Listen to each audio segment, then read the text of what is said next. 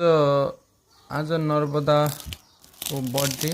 यहाँ छोरीले चाहिँ बर्थडे गिफ्ट दिएको छ आज नर्मदालाई मानसीले। अब यहाँ के दिएको छ हामी खोलेर देखाउँदैछौँ। अलिक बिस्तारै खोल न।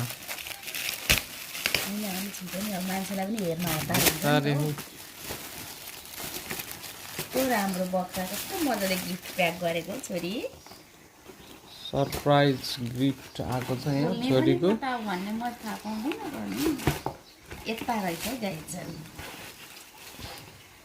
वाउ के हो झुरको छ त? अरु पनि छ होला केही? छ होला। वाउ यहाँ हेर्छ न प्याकेट प्याकेट गरेर।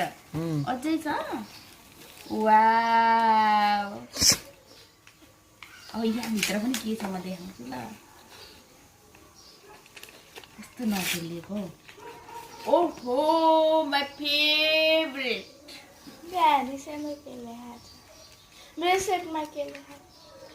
ब्रेसलेटमा पनि केही छ अरे। ए आई लभ यु रहेछ यी ब्रेसलेटमा पनि। ओ माय गॉड कति माया गरेको छोरीले।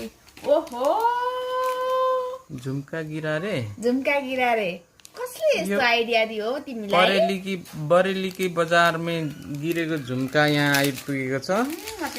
छोरीले एकदमै माया गरेर ठ्याक्क मामुको फेरि पानको पत्तावाला यहाँ हेर्छु न। पानको पत्तावाला एकदमै माया माया माया माया कति माया।